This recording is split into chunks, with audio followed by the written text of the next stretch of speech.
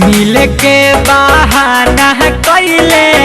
Phone के पापा बोलैले आइल जब घरवा तो नहटी पहलाते दबैले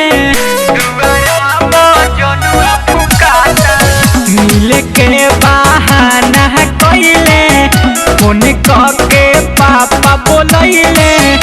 आइल जब घरवा तो नहटी पलाते दबैले बाजे खिसियाइल सभे गाँव भर के लोग बिटोराता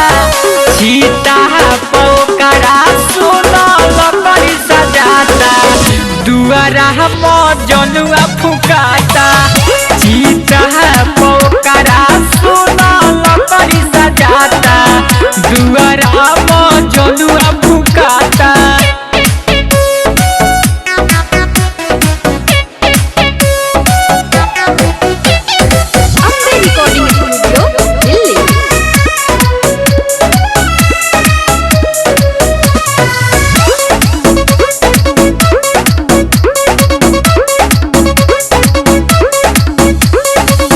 अरे हमारा बाबू के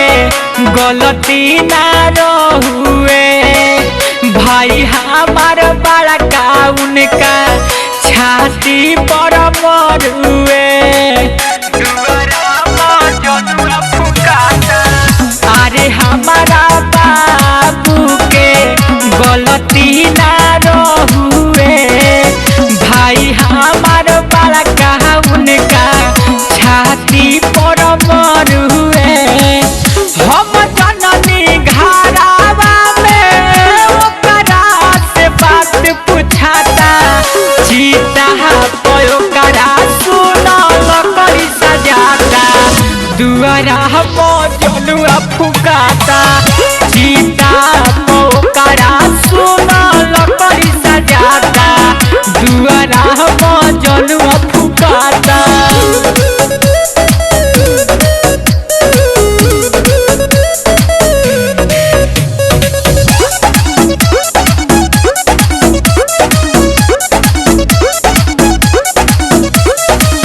पहिले जे जनहती की घटी तैसन घाटाना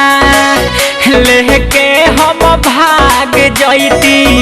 उनका के पाटाना पहिले जे जनहती की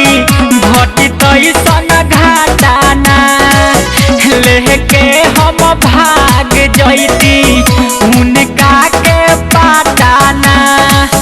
निर्मल सुजीत बुलेट सहले नयब सहाता चीता पोकरा सुनल करी सजाता दुआरा जनुआ फुकाता चीता सुनल करी सजाता दुआरा जनुआ फुकाता। Recording studio Delhi.